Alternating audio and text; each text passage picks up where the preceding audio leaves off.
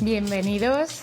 En este programa vamos a hablar de un tema que nos concierne a todos, sin importar la edad que tengamos, el ahorro para la jubilación.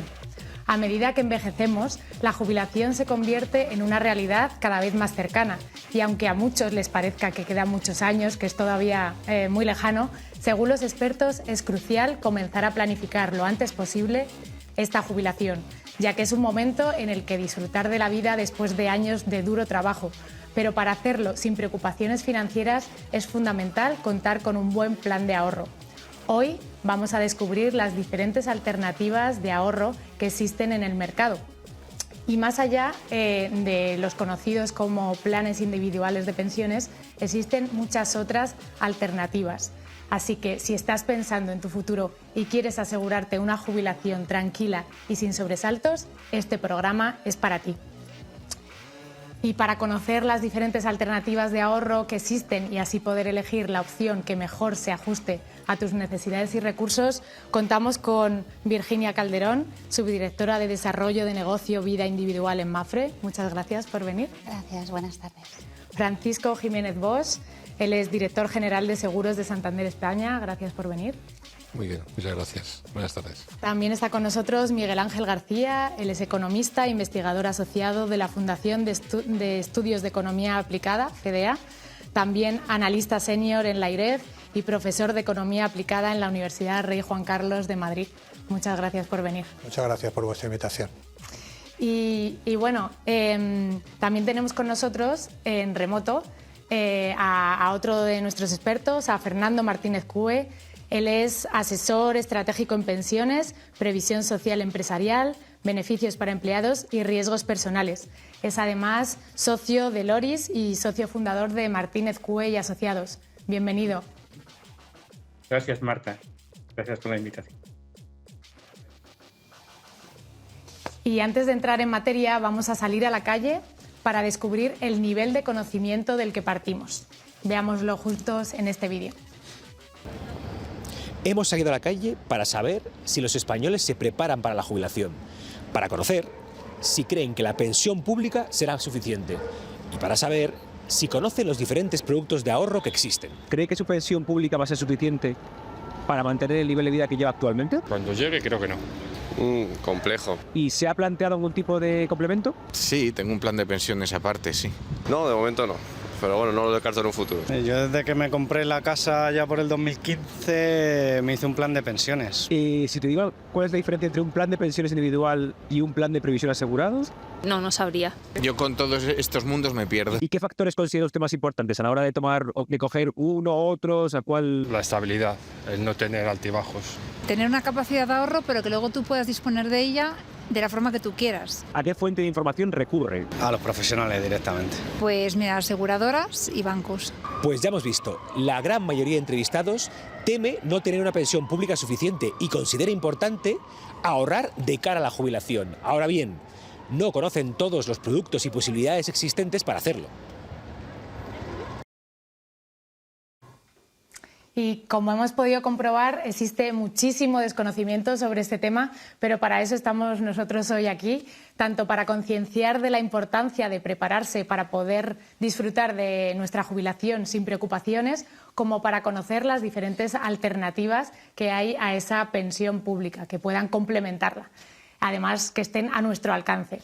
Y a eso vamos. No solo podemos complementar nuestra pensión contratando un plan de pensiones individual, sino que hoy vamos a conocer otras alternativas que también son muy interesantes, desde los planes de previsión asegurados, los PPA, los planes individuales de ahorro sistemático, PIAS, los seguros Unit Link, en español sería algo así como fondos de seguro diversificado, los planes de ahorro a largo plazo, PALP, e incluso otras soluciones relacionadas con la previsión de situaciones mucho más conectadas con la jubilación, como sería la hipoteca inversa o los seguros de dependencia.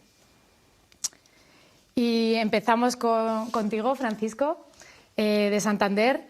¿Qué es exactamente esos planes de previsión asegurados, los PPA? ¿En qué consisten y qué se diferencian de los planes individuales? Bueno, yo creo que el plan de previsión asegurado es una amalgama más dentro de este complejo mundo de la previsión, ¿no? De la previsión complementaria, ¿no? Yo creo que las leyes no nos lo ponen fácil, ni tan siquiera ni a la gente de la calle, ni tan siquiera a los expertos. Son muchos productos los que nos encontramos, que tú has Muchas numerado siglas, hoy. ¿no? PPA. Sí, yo creo que debe haber un esfuerzo por parte de las autoridades de simplificar, de ordenar y ponerlo todo mucho más fácil. Es muy complejo hoy en día, ¿no? Por la pregunta que me haces de los planes de pensión asegurados, bueno, pues no deja de ser un instrumento a largo plazo de ahorro, donde el cliente o la persona pues va haciendo aportaciones periódicamente va realizando aportaciones, ya sea con el carácter que considere, y al final pues constituirá un capital, ¿no?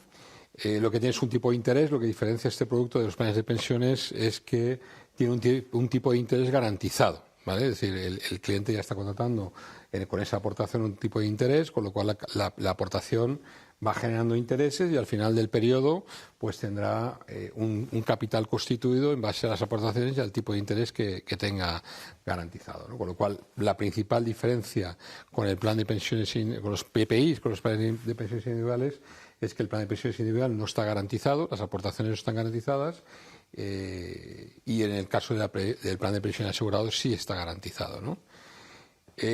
¿Dónde sería más lógico invertir un PPA? Pues normalmente un perfil de gente que está muy próxima a la jubilación, pues gente pues de más de 55, en torno a los 55, 60 años, que estaría muy próxima a la jubilación, donde es mejor no estar expuesto a los vaivenes del mercado, ¿no? O sea, no estar expuesto a la evolución de la renta variable, de la bolsa, o no estar expuesto a esa volatilidad que incluso, aunque llamamos renta fija, no es renta fija. Es decir, al final los productos de renta fija también tienen mucha más volatilidad igual que los mercados de bolsa, ¿no?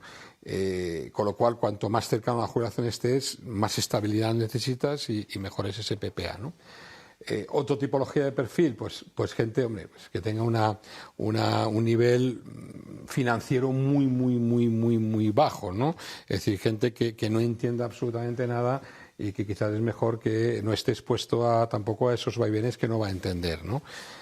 En lógica, lo normal es que una persona, cuanto más joven sea, la ley de los mercados lo que te dice es que siempre la renta variable, algo de exposición a renta variable a largo plazo siempre es más conveniente, siempre es más rentable que el tipo de interés garantizado, ¿no? Con lo cual, pues es más recomendable cuando la persona tiene una edad más temprana, una edad más joven, siempre es más recomendable estar en productos más expuestos al mercado. Y cuanto más mayor, pues estar en productos menos expuestos, como puede ser el PPA. O sea, entendemos para esos que todavía, que lo han dejado para el último momento, pues bueno, estaría esa opción, ¿no?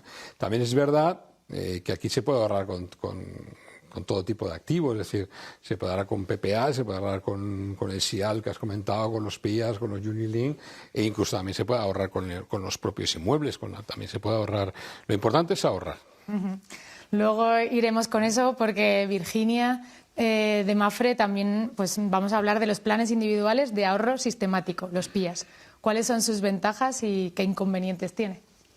Pues coincido plenamente con él en que lo importante es ahorrar, partimos de esa base y a mí me gusta hablar del ahorro diferenciando, o sea, las soluciones de ahorro tienen una parte muy importante que es la que más vamos a tratar hoy, que es la de la acumulación o la constitución de ese ahorro. Como a mí me gusta decirlo en lenguaje más coloquial, la subida a la montaña, eso que cuesta mucho, pero luego llega un momento que es para lo que hemos constituido ese ahorro, pues es el momento de gastarlo. Y entonces empezamos a bajar la montaña, que es lo que cuesta menos, gastarlo siempre cuesta menos, y es desacumular poquito a poco.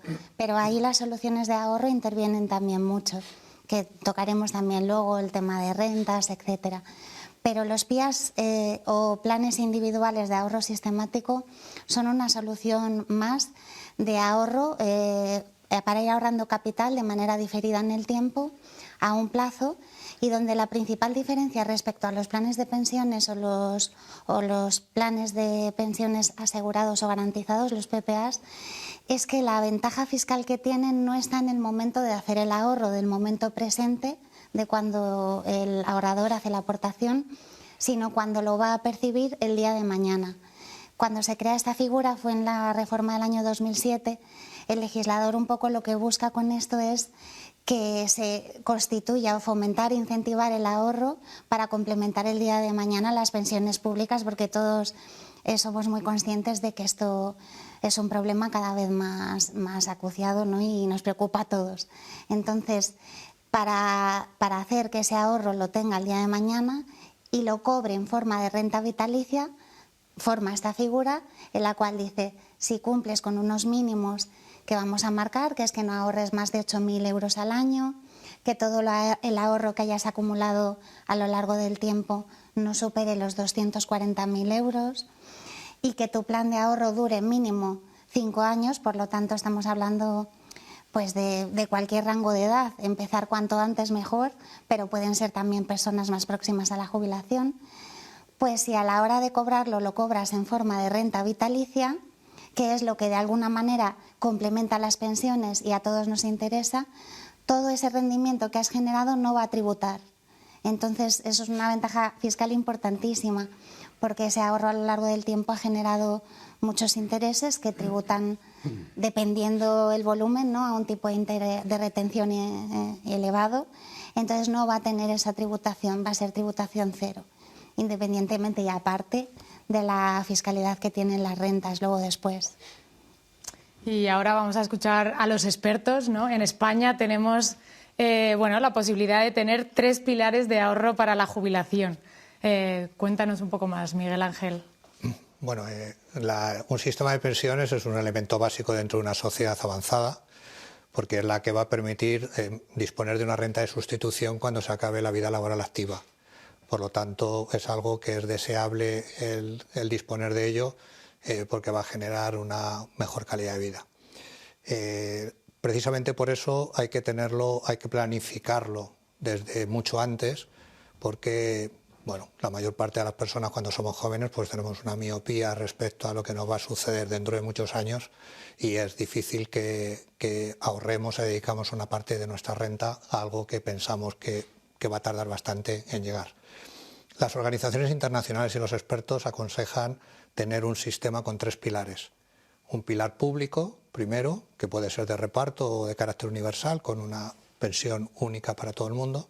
Un segundo pilar que genere ahorro en la negociación colectiva a través de planes asociados y que, por lo tanto, una parte de tus incrementos salariales directamente vayan a estos planes de ahorro instrumentados de diferentes tipos. Y un tercer nivel que sería el ahorro individual, en donde cada persona podemos decidir dónde dedicamos nuestro ahorro. En España somos un país bastante atípico porque tenemos mucho del primer pilar, por motivos que podemos hablar en profundidad, y tenemos poco del segundo y tercer pilar, también por unas cuestiones que habría que analizar. ¿Cuál es el problema que tenemos con un sistema de estas características? Bueno, pues que acumulamos mayor riesgo. Si el primer pilar no funciona o se encuentra con problemas fiscales o está mal instrumentado con algunas deficiencias como el que tiene el español, pues nos podemos encontrar con un susto en algún momento y no disponemos del segundo y el tercer pilar para precisamente diversificar ese riesgo. Por lo tanto, yo comparto la primera de las cuestiones que se ha dicho y es hay que ahorrar y hay que ahorrar de una manera diversificada. Y aquí también una peculiaridad española es nuestra tendencia a ahorrar en vivienda solamente y no en otros productos. Por lo tanto, hay que tener información, mucha información y por lo tanto todo lo que sean programas de estas características o foros en donde se puedan explicar ventajas e inconvenientes de cada cosa, pues puede ayudar mucho a la población a tomar las decisiones. Esa educación financiera que a veces falta, ¿no? Y también vamos a conectar ahora con Fernando Martínez Cue, al que le vamos a preguntar sobre otra de esas siglas, ¿no? ¿En qué consisten, Fernando, los planes de ahorro a largo plazo, los PALP? ¿Cuáles son también sus ventajas e inconvenientes? Bueno, pues los PAL, al igual que comentaba antes Virginia respecto a los PIAs y también los Unilink, quizás, aunque son muy diferentes entre ellos, son productos con una fiscalidad distinta a los planes de pensiones. Son productos de fiscalidad inmediata, en el sentido que las aportaciones que realizamos a los mismos proceden de dinero neto, percepciones salariales o ingresos de los autónomos, y esas aportaciones no son deducibles en la base imponible de impuesto de la renta. En cambio, en el momento del rescate tiene una fiscalidad mejor habitualmente que los planes de pensiones, o bien porque hay una exención total de la prestación, incluida rendimientos, o bien porque solo tributa por el rendimiento, ¿no? Entonces, en el caso concreto de los planes de ahorro a largo plazo, son otro instrumento de ahorro que puede ser finalístico a jubilación o puede ser para otros objetivos financieros de la persona. Simplemente saber que si se rescata antes de los 5 años desde la primera aportación perderíamos la ventaja fiscal, pero bueno, que también podría tener otro destino. Es un instrumento de ahorro garantizado y puede concretarse en 2 tipologías, o bien una modalidad aseguradora, que es el SIALB, el seguro individual de ahorro a largo plazo, instrumentado a través de un seguro de vida, o bien a través de una cuenta depósito, ¿no?, con una entidad financiera, que sería el CIALB, un contrato al que se anexan pues, distintos depósitos.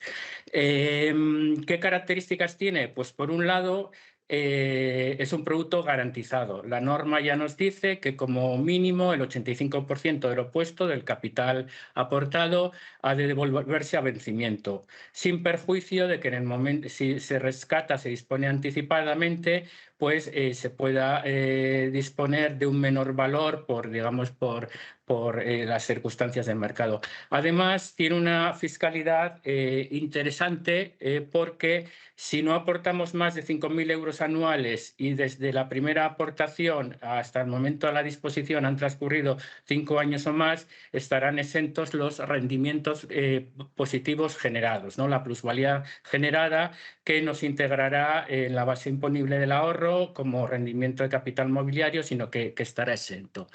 Dicho esto, claro, y un poco al hilo de lo que se comentaba antes, al ser también un producto garantizado, hay que reflexionar sobre que le va a costar o difícilmente va a poder batir a ese impuesto silencioso que es la inflación. Las posibilidades de rendimiento positivo en el largo plazo son complicadas en los SIAF, ¿no?, los planes de ahorro a largo plazo. Por lo tanto, quizás yo circunscribiría el uso de este producto pues, o bien a personas con elevada aversión a riesgo, ¿no?, o bien con personas con un horizonte muy corto a jubilación, ¿no?, donde pues, bueno, reposicionan su ahorro en un instrumento garantizado, huyendo de las volatilidades de los mercados, de renta variable, etcétera.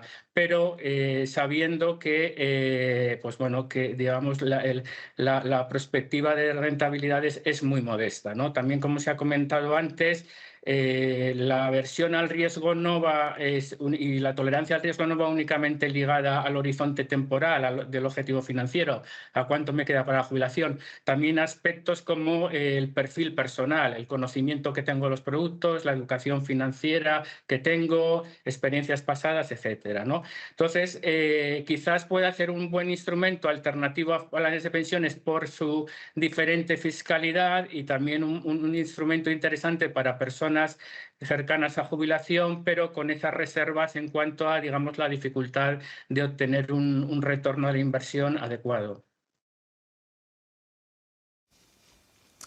Y también queríamos preguntarte, Fernando, por esos Unit Link. ¿Cómo funciona exactamente y también qué perfil de ahorrador sería su objetivo? Sí.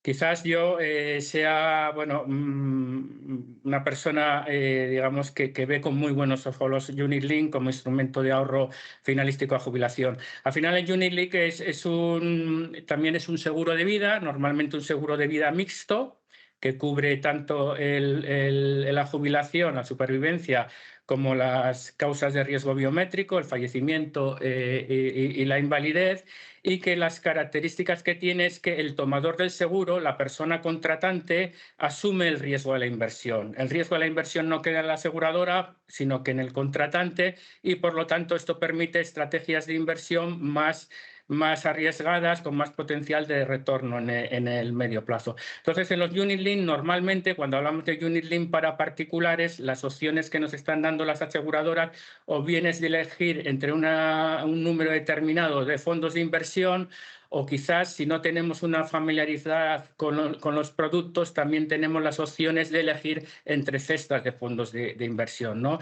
Que son mezclas que hacen entre distintos fondos y al final determinan un perfil de riesgo con un porcentaje determinado cada cesta de participación en renta variable, participación en renta fija, ¿no? Desde perfiles más conservadores a perfiles más agresivos. Por lo tanto, son productos interesantes para aquellas personas con capacidad de asumir riesgos, con horizonte temporal por delante y además el hecho de que tenga una fiscalidad diferente a los planes de pensiones le convierte en un instrumento excelente para combinar con los planes de pensiones, ¿no? Rápidamente, los Unit Link tampoco son productos donde las aportaciones que realizamos podamos deducirnoslas, pero en el momento de la jubilación o en el momento de rescate solo vamos a tributar como rendimiento de capital mobiliario por la plusvalía generada. ¿Qué permite esto? Pues lo mismo que antes se hacía referencia a los PIAs, en Unit Link pueden ser productos que complementen el ahorro en plan de pensiones y en el momento de llegar la desacumulación, en el momento de llegar la jubilación, el ahorrador puede rescatar primero estos productos con una mejor fiscalidad en el rescate y dejar para un momento posterior de la jubilación, por ejemplo, el rescate del plan de pensiones o trasladarlo a los herederos, etcétera, etcétera. Además, no hay tiempo para ello, pero también insistir en que son productos interesantes para la planificación de la herencia, ¿no? Porque las prestaciones del seguro de vida nos integran en el haber hereditario y nos permiten cierta flexibilidad. Por tanto, decir que es un producto interesante para ahorradores con horizonte temporal, incluso con no tanto horizonte temporal, porque también podemos posicionarnos en opciones conservadoras y que, como no tienen límite máximo de aportación, pues puede ser un excelente complemento a esa constricción que tenemos con los planes individuales de solo poder aportar anualmente 1.500 euros. Y mucho me temo que con tanto anglicismo en otros países sospecho que saben mucho más de estos productos que nosotros, ¿no? Virginia, por último, ¿en qué consisten exactamente las soluciones de rentas? Pues sí, bueno, lo comentaba antes, las soluciones de rentas es ya ese momento dulce donde podemos empezar a disfrutar del ahorro conseguido, ¿no? Y la definición como tal de una renta no es otra que el disponer de una manera dosificada y planificada de ese capital ahorrado. La manera más comúnmente conocida son las rentas vitalicias, de carácter vitalicio, que es voy a cobrar esta cantidad hasta que fallezca. Y se cobran de manera periódica. Normalmente lo más común también es que sean en rentas mensuales, que es lo que ayuda a completar esa pensión pública de jubilación todos los meses. Los seguros de rentas, a mí me gusta resumir las ventajas y los tipos que hay partiendo de tres posibles orígenes de ese capital ahorrado. El primero de ellos sería el ahorro constituido de manera particular, sea como fuere, porque hemos empezado muy jóvenes, porque por el camino nos ha tocado la lotería 3 veces o por el motivo que sea. El caso es que hemos conseguido constituir una cantidad de dinero y llegar a cierta edad, normalmente edades elevadas, próximas a la jubilación. Si lo cobramos en forma de renta vitalicia, lo que vamos a hacer es que vamos a disfrutar de una ventaja fiscal, porque esa renta que cobramos solo va a tributar por una parte muy pequeñita. Esa parte va a depender de lo mayor que se sea, va por tramos de edades. La edad más favorecida es los mayores de 70 años, que solo tributarían por el 8% de esa renta que perciben. Esto al final, si le aplicamos el tipo impositivo del 19% como rendimiento de capital mobiliario, se traduce en un 1,52% de retención, que es prácticamente cero, y ahí es donde está la interesante y la ventaja fiscal y el atractivo fiscal principal.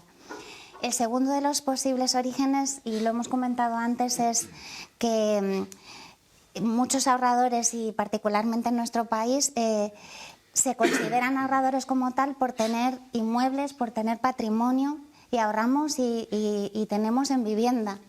Entonces, La vivienda, claro que sí, es una manera de la vivienda, así como fondos de inversión, acciones, ganancias patrimoniales en definitiva, esas plusvalías que puedan generar cuando se venden, cuando se transmiten.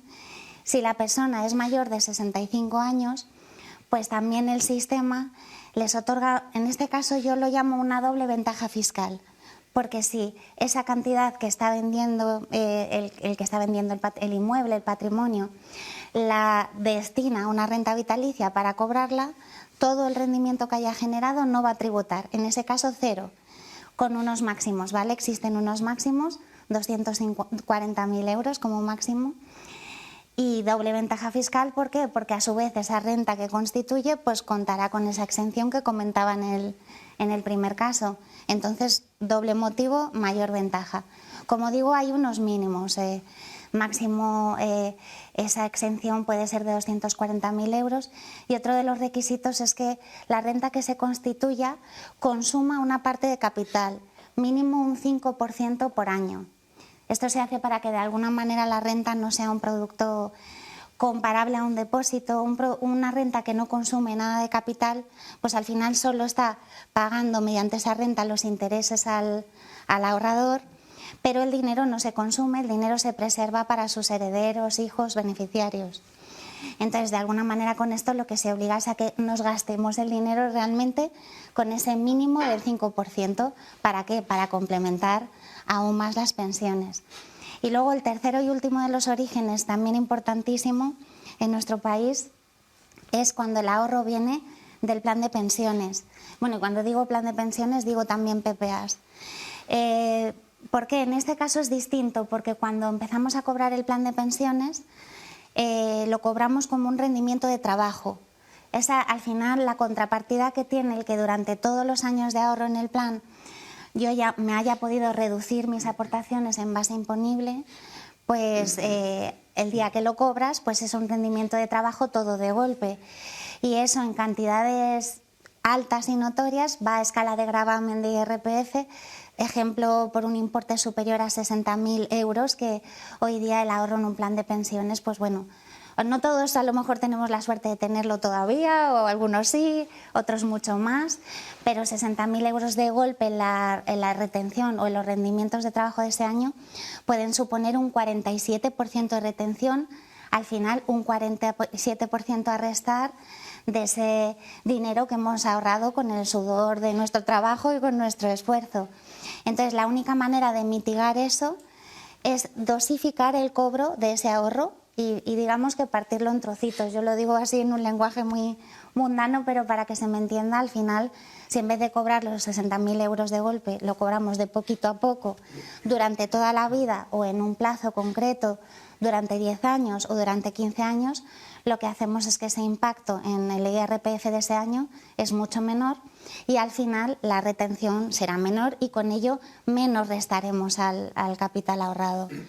Total, las rentas son digamos que es el buque insignia de la desacumulación del ahorro y una solución fantástica a todos los niveles. Muchas gracias y vamos de nuevo con Fernando, porque como comentábamos, el gran ahorro de los españoles está en el ladrillo, en las casas, ¿no? Que disponen muchos senior en propiedad. Es una modalidad en la que podemos utilizar nuestra casa en propiedad para complementar nuestra pensión. Sería la hipoteca inversa. ¿Para qué perfiles se recomienda y en qué consiste, Fernando? Sí, bueno, Marta, partamos de la base de que más del 77% de la riqueza de las familias españolas está en vivienda. El ahorro financiero representa poco más del 22,5%, ¿no? Por lo tanto, claro, no debemos demonizar la vivienda como instrumento de ahorro, sino todo lo contrario, ¿no? Aprovechar esta no coyuntura, sino estructura, ¿no? Entonces, existen distintas, como el ahorro de los españoles se ha centrado en vivienda, en muchos casos una única vivienda, primera vivienda. Desde la norma que salió en 2007 se han regulado una serie de figuras, ¿no? Una de ellas es la hipoteca inversa, que es una de las fórmulas de monetización de la vivienda durante jubilación que permite mantener la propiedad de de la vivienda, ¿no? Entonces consiste en un derecho real, un crédito hipotecario que se concede a la persona a través del pago de la asignación de unas cuotas únicas o unas cuotas periódicas, ¿no? Y se va acumulando una deuda que será saldada por los herederos en el momento de fallecimiento de la persona, bien abonando la cantidad o bien decidiendo transmitir la propiedad y con la parte acumulada pues pagada, ¿no? Entonces, como requisitos para la hipoteca inversa, pues que sea concedida a personas con 65 años o más, o personas en situación de dependencia, o personas en situación de un grado de incapacidad de más del 33%, ¿no? ¿Qué podemos tener de interesante en esta fórmula? Pues que al final uno de los grandes retos que tiene la monetización de la vivienda es ese acuerdo generacional entre padres e hijos de, bueno, yo para tener una jubilación adecuada voy a tener que sacar un rendimiento a la vivienda, ¿no? ¿Y qué aporta la vivienda, la hipoteca inversa? Que va a permitir sacar una renta, seguir viviendo la vivienda, que la persona mayor siga viviendo la vivienda y que cuando él fallezca o ella fallezca, los herederos mantengan la vivienda, ¿no? A diferencia de otras formas de monetización de la vivienda, como son la venta de la nuda propiedad o como son el alquiler vitalicio, también llamada vivienda inversa, en las que si bien se mantiene el hecho de vivir en la vivienda, se pierde, se traspasa la propiedad de la vivienda, ¿no? Entonces, quizás podamos, respondiendo a tu pregunta, Marta, considerar a aquellas personas que tienen una vivienda en propiedad, que quieren seguir viviendo en ella, pero que necesitan unas rentas adicionales para llevar un mejor nivel de vida durante jubilación, pues para pagar ciertos servicios, como en época de dependiente un tercero que me atienda, o para llevar cualquier mejor nivel de vida, pues puede ser un instrumento muy adecuado, ¿no?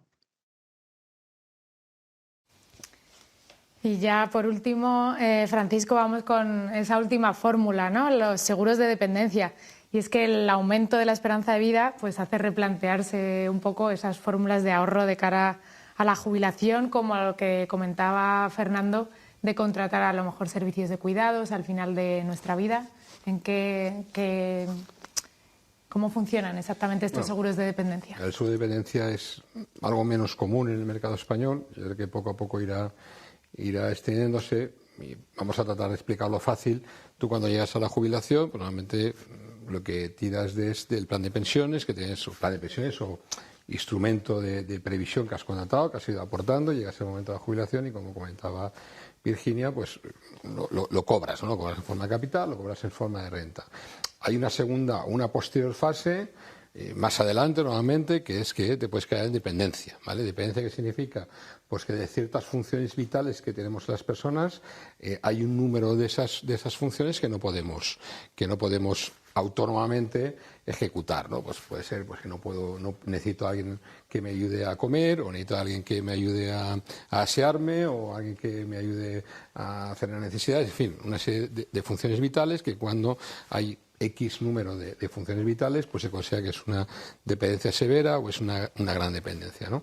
Bueno, suele suceder, pues digamos, vamos a llamar en la cuarta edad, ¿no? Ya cuando llegas a una cierta edad de 80, 85, bueno, cada uno pues tendrá una edad que le toca o no le toca, es decir, puede suceder o puede no suceder, o sea que no siempre es cierto, es algo sí, de hecho, probable, el porcentaje, ¿no? Probable, exactamente. El porcentaje de personas mayores en dependencia no es tan grande como la mayoría. Las hay, lo que ocurre es que esto, pues lo normal es que según como los años, la esperanza media de vida se va alargando, pues es más probable que suceda, ¿no?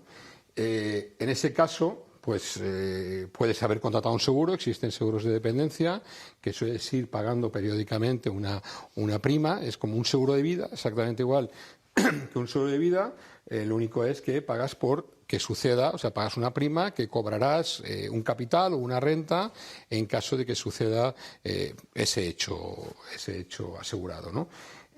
Normalmente en el mercado español hay muy poquitas entidades que lo ofrecemos, en el caso de Santander lo ofrecemos en forma de capital. Es muy complicado asegurarle la prestación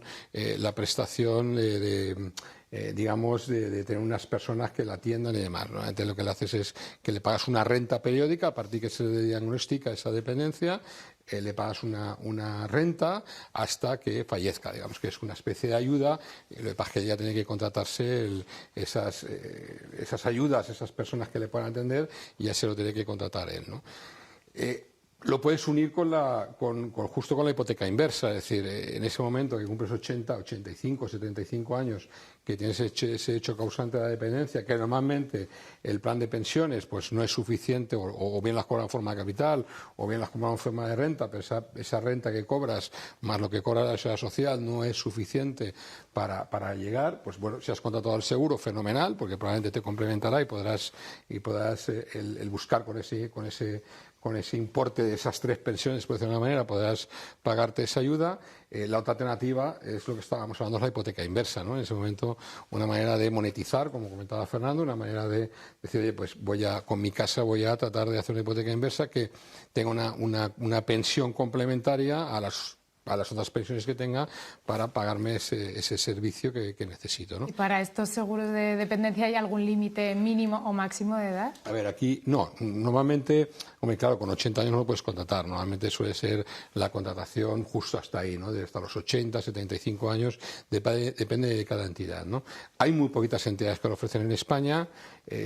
Yo creo que es una necesidad que está ahí, que poco a poco las entidades iremos entrando, y será algo que lo normal es que se desarrolle según cómo la gente vaya viendo esa necesidad, ¿no?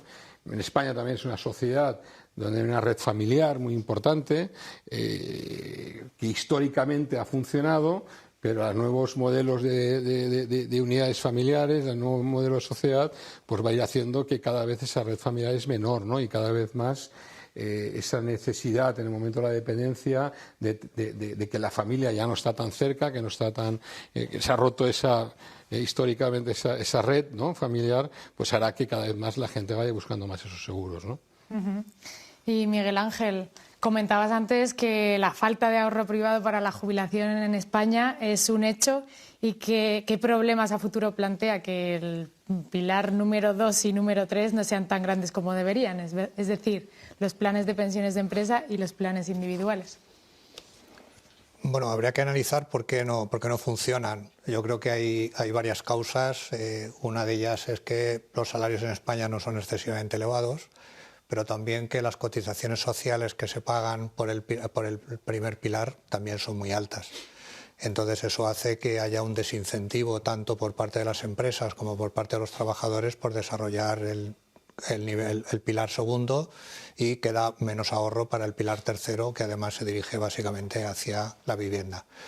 Eso pues lo que ha hecho es que la suma del pilar 2 y pilar 3, pues estuve mirando los datos en Inverco y todo el capital acumulado pagaría el 67% de un solo año de pensiones públicas. ¿Dónde está el riesgo? Pues el riesgo está en que el pilar primero tenga problemas. Y aquí lo que sí que hay que trasladar es que hay una bastante mala información por parte de la población española. Se piensan que las pensiones públicas son malas respecto a las aportaciones, y eso no es cierto. La rentabilidad de las aportaciones son muy elevadas, y de hecho la tasa de reposición, que es la relación entre la pensión y el último salario, es la más alta de toda la zona euro. Es un 77% frente a un 44,5% de media. Es decir, es casi un 70% superior. Además, ahora la última reforma de las pensiones lo que ha establecido es que esa primera pensión, que es muy generosa respecto a la media que hay en la Unión Europea, se mantengan con el IPC durante toda la vida. Esto está muy bien, o sea, suena bien, es muy chuli, pero claro, tiene un coste. Y ese coste significa que ahora mismo el gasto en pensiones en el año 24 vamos a superar los 207.000 millones de euros, que son 12,8% del PIB. Estamos por encima ya de la media de la Unión Europea, y además el futuro no es halagüeño, porque nos tenemos que enfrentar a un envejecimiento de la población bastante elevado.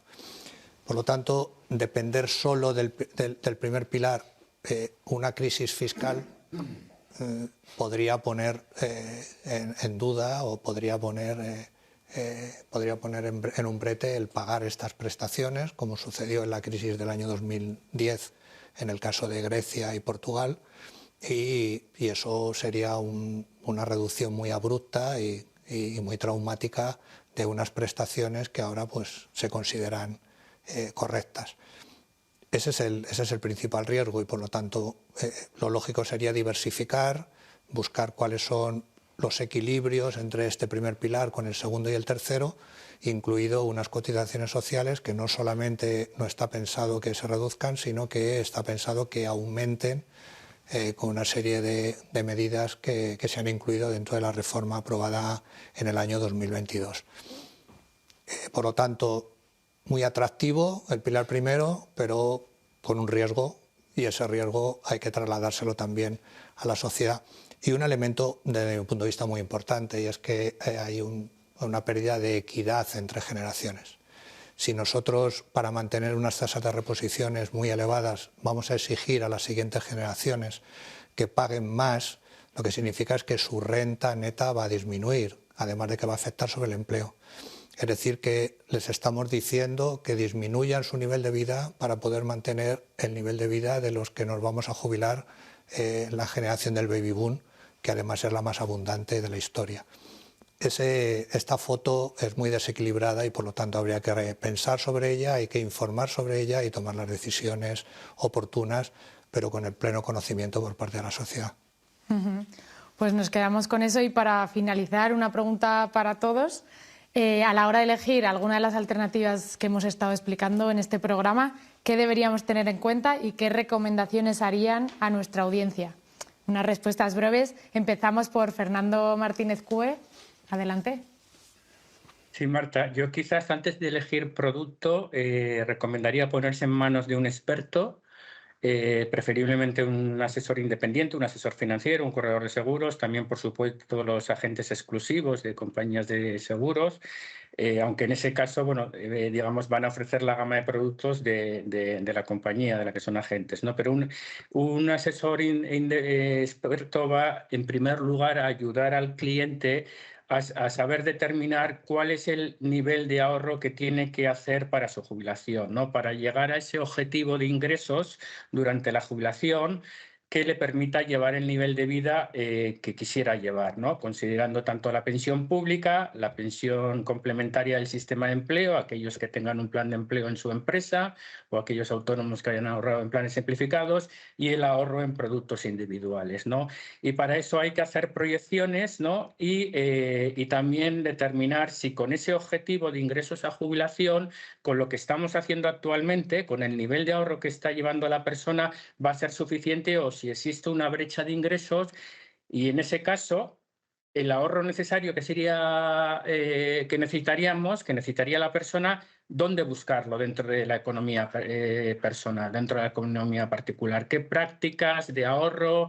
¿De dónde puedo sacar fuentes de ahorro? También teniendo en cuenta, bueno, cuál es el salario medio en España y lo constreñidas que van las economías personales y familiares en el país. A partir de allí, bueno, y también, por supuesto, pero este es quizás un ejercicio ya a más largo plazo, determinar qué parte del ahorro que hacemos a largo plazo lo trasladamos a las siguientes generaciones y qué parte va propiamente a jubilación.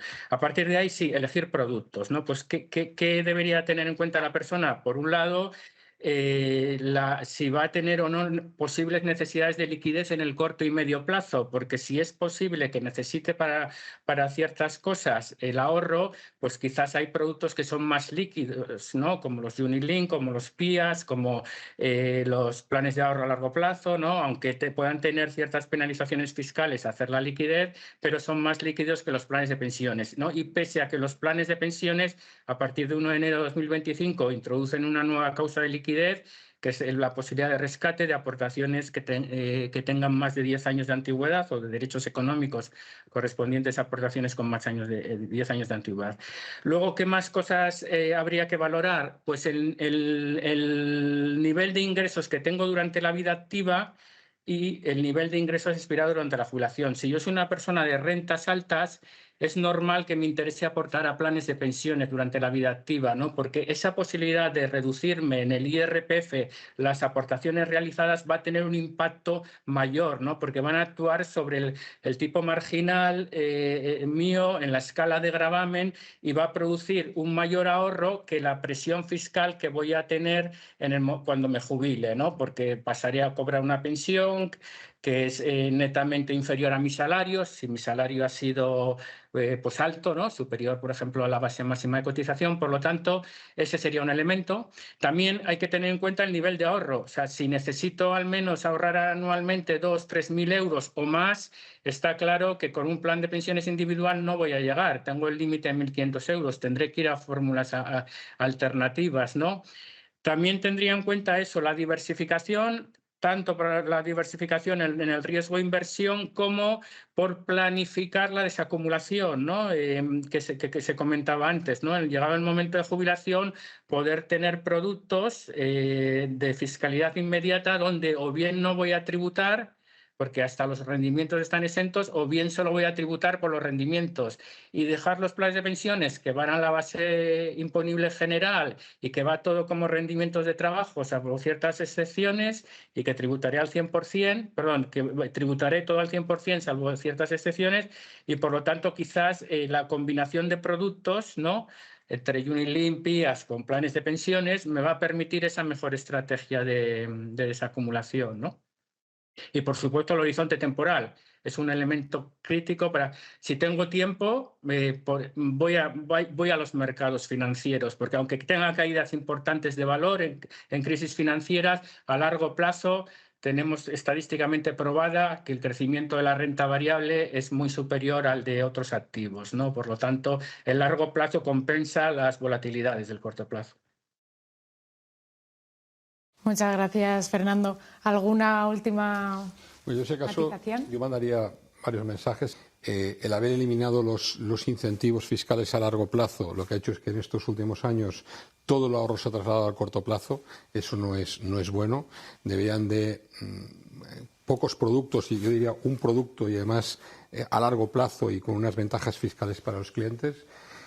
Tercer tema de cara a los legisladores, intentar que la gente cobre en forma de renta. La previsión es cobro en forma de renta. O sea, no vale constituir un capital para la jubilación y cobrarlo en forma de capital. Hay que tratar de que la gente realmente inculcarle que la previsión es cobrarlo en forma de renta, y para eso lo mejor es ventajas fiscales. De cara a los clientes, yo creo que lo hemos dicho, ¿no? Empezar cuanto antes, es decir, si se puede empezar en cuanto empiezas a trabajar, aunque sea poco, 10 euros, 20 euros, lo que sea, pero al final eso que aportas genera intereses, y a la vez esos intereses vuelven a generar intereses, que es lo que llamamos técnicamente a la capitalización compuesta.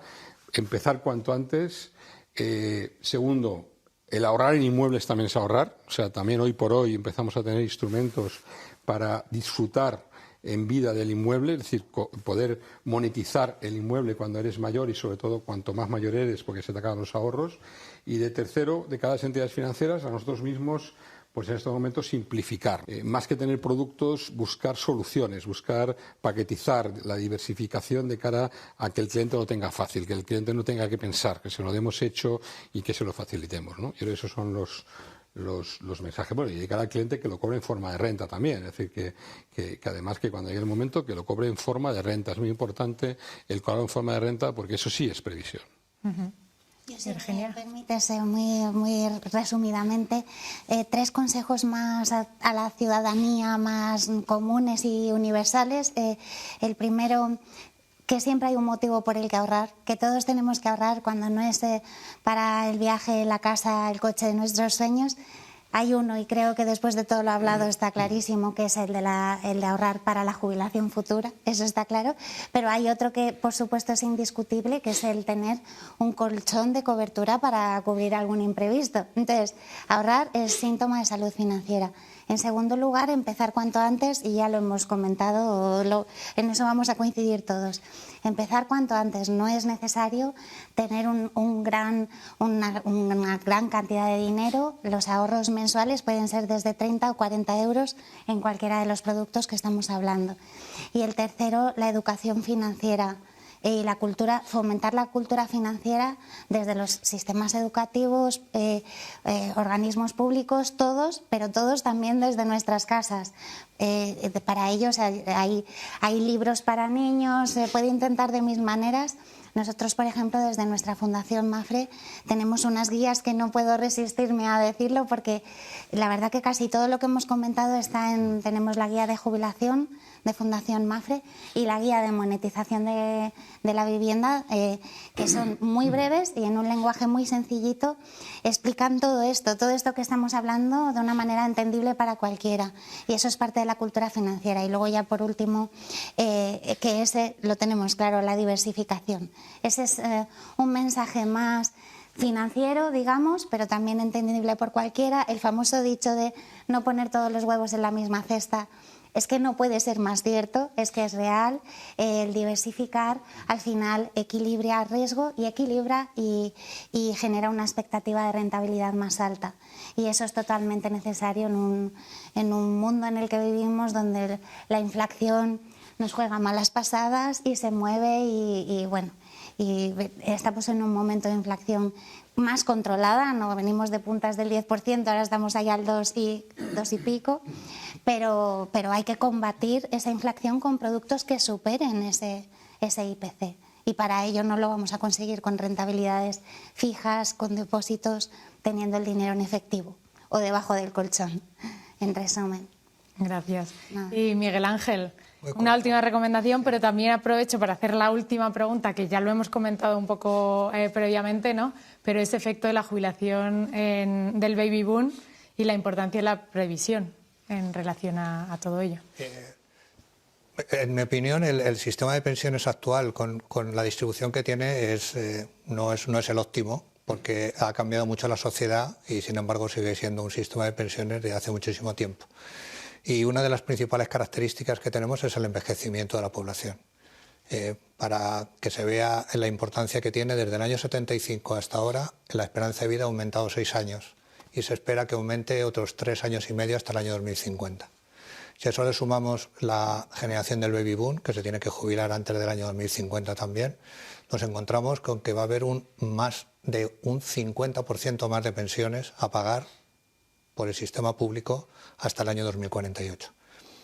Con la estructura actual, eso significa que el gasto se va a incrementar en 3,8 puntos del PIB, que eso es muchísimo dinero. Ahora mismo el Estado está aportando 50.000 millones de euros para cuadrar el sistema porque las cotizaciones sociales ya no dan de sí. Estamos, por lo tanto, ante lo que solemos llamar el elefante en la habitación. El sistema de pensiones absorbe ahora mismo el 30% de todo el gasto público y lo que tenemos que pensar y tenemos que informar a la sociedad es si quiere o si son conscientes, si la sociedad es consciente de cuál es el reto al que se enfrenta.